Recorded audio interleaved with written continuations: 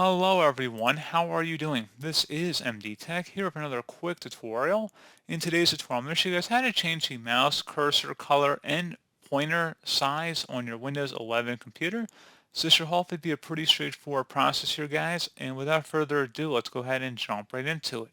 So all you have to do is open up the search menu and type in settings. Best match should come back with settings. Go ahead and open that up.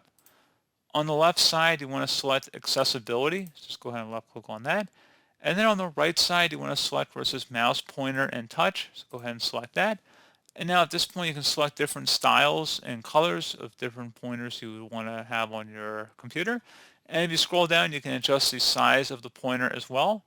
So pretty straightforward process on that, guys. And like I said, you just go ahead and play around with it as you would like. And basically just set it up to whatever best fits your preferences.